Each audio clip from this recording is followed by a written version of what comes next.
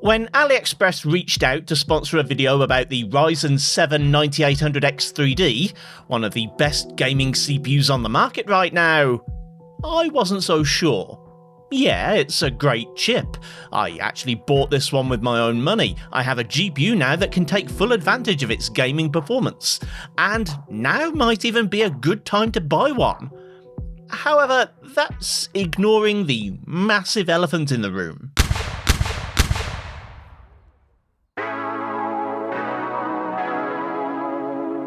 So yeah, this video is sponsored by AliExpress. They have some huge deals running across the site as part of their 16th anniversary sale, so you can snap up a great deal on any number of Ryzen 7000 and 9000 series CPUs, as well as controllers like these Hall effect models from Gullakit, portable OLED monitors like this 16-inch model from UPerfect, obscure MODT motherboards like this Topton model, and thousands more. UK customers can get even more money off by using one of my discount codes before the 25th of March 2026 and get up to 10% cash back by joining the Iceberg tech team using the QR code on screen or by searching Iceberg 5 in the mobile app search bar.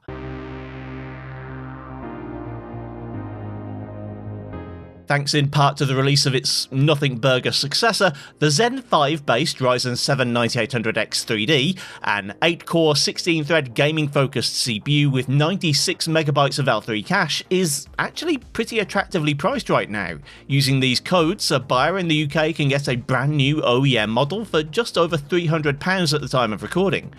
B650 boards aren't cheap, but they aren't silly money either, and if you've already invested in a high-performance GPU like a 9070 XT, 5070 Ti or higher, then it might be a good time to upgrade from a lower spec AM5 chip. However, buying into the AM5 ecosystem from scratch has one big barrier to entry: DDR5. The AM5 socket CPU controllers don't support legacy DRAM, so there are basically no cheap options available for them. I'm not going to go over the whole memory shortage ordeal again. You know what it is. I know what it is, and complaining about it doesn't make the situation any better. If you're spending this much on a CPU, you might think that you need the best memory to take advantage of it, and that's usually perfectly true. But if you were to cheap out on the RAM and pick up a bog-standard 4800 kit rather than the 6000 CL30 stuff you'd buy if it was still 2025, how much are you missing out? To test this, I've got the 9800X 3D running with PBO enabled, which is a key difference from the 7800X 3D, with a 250MHz max boost and no TDP limit. I'm keeping it cool under a 360mm AIO from Thermalright, and for a GPU I'm using the RTX 5090. The RAM is a Corsair Vengeance 6000 CL30 kit, and to get the 4800 results I've just turned the RAM overclocking off. That means it's operating at CL40 with standard subtimings, just like the cheapest kits out there. This isn't a productivity CPU, and frankly, if you're looking for one, you should probably consider the cheaper 9700X or something with more cores, so I'll start with the gaming benchmarks. Resident Evil Requiem is the newest game in the test lineup, and isn't the most appropriate choice for a CPU review.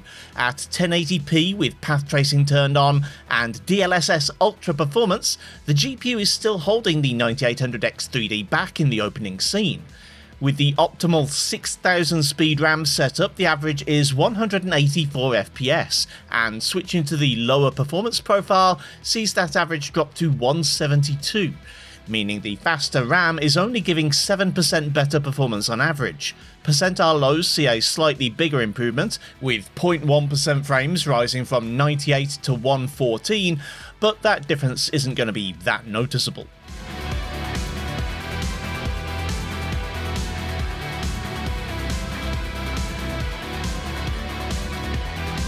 Meanwhile, Cyberpunk 2077 is CPU limited at 1440 RT overdrive with DLSS Ultra performance, meaning the internal resolution is just 540p. You can lessen the CPU workload by reducing crowd density or using rasterized rendering, but where's the fun in that? The faster RAM kit achieves 118 FPS on average, but drops perilously close to 60 at the low end. Part of this is transition stutters as I drive across the game world, but the city centre does have a pretty big impact on performance anyway. The 4800 speed kit brings the average down by 13 frames to just over 100. No big deal, you might think, but the 0.1% lows are now below 60. Spider-Man 2 was my biggest concern for this video. I've heard it said that this most unoptimised of PS5 ports benefits from more memory bandwidth, and that turns out to be pretty accurate. The 6000 speed RAM delivers a roughly 16% performance boost on average, and over 20% better 1% lows. Both still suffer from horrendous 0.1% lows, and in both cases I had to throw out my first test run due to massive stutters, so once again it just goes to show you can't even brute force some games. Meanwhile, the best console port I've tried in recent years is The Last of Us Part 2. I actually just played through both The Last of Us 1 and 2 back to back for the first time ever last month. Yeah, I know, it's just a thing I do. I watched Game of Thrones for the first time about 12 years after it first aired. Anyway, going through these woods with Ellie and Dina again was a lot. But yeah, benchmarks. Bugger all in it really. The fast RAM passes the 200 average, while the slow RAM is just over 190. Big deal. The averages are pretty close in Baldur's Gate 3. That is to say, ridiculously high for a turn-based RPG, but the 1% and 0.1% lows are a good deal lower, with both memory kits seeing frame drops down to around 60 FPS. Again, the overall difference is within 10%, so there's not much argument to be made for faster RAM here. Space Marine 2 gets chaotic during a Tyranid swarm, and that means for a particularly rough time for the CPU. At 1440 Ultra with DLSS Ultra performance, we're seeing about 7% average improvement from the faster RAM, with 1% lows actually improving by an impressive 16%. A weird phenomenon seems to affect Hitman World of Assassination. The average is about the same between 4800 and 6000 speed tests, but the 1% and 0.1% lows are actually lower on the faster clock speeds. Again, it's not disastrously bad performance. This is the built-in benchmark, which is significantly more demanding than it really needs to be, and you can always turn down simulation quality to make the game less CPU intensive. Still, I don't know if perhaps this title's just a bit sensitive to memory overclocking.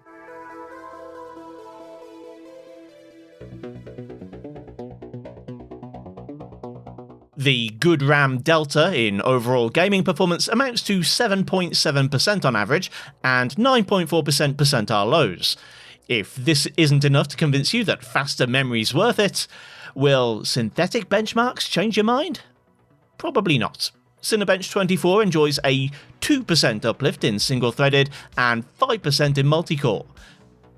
Geekbench 6 is equally tepid in single-thread and climbs to 11% faster in multi, which is actually pretty impressive. Geekbench AI results all hover within the margin of error, and the 3D Mark CPU profile almost looks like I forgot to change the memory clock speeds, which I definitely didn't do. I'm a professional.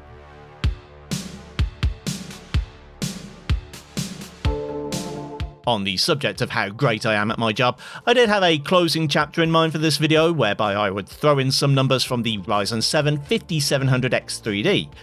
I thought it would make sense to compare the new model against the nearest readily available DDR4 chip for people thinking about upgrading at what is arguably the worst time to do so. Well, turns out I lost my 5700X 3D. Can't find the damn thing anywhere. Turned the flat upside down looking for it too. I do have one or two overlapping results from previous benchmarks, however, the last time I tested the 5700X 3D was with the Radeon RX 7900 XT, so the results aren't perfect one-to-one analogues. Space Marine 2 seems to benefit by about 15% moving to the new platform with slower RAM and 24% going for the fancy stuff. Hitman might not benefit much from the DDR5 speed increase, but the switch from Zen 3 to Zen 5 sees a whopping 62 to 67% uplift. Meanwhile, I hope there's something wrong with the Baldur's Gate 3 result, because this is either tremendous news for Zen 5 or very embarrassing news for Zen 3.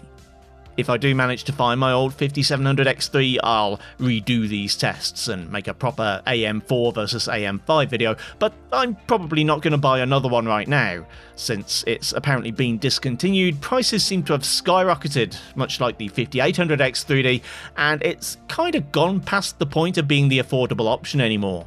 Thanks again to AliExpress for sponsoring the video. Check out the 9800X3D at the link below, and UK viewers, don't forget to use the discount code and join the Iceberg tech team before you finish your purchase. Thanks for watching, kindly do the usual YouTube things if you feel so inclined, and I'll see you next time.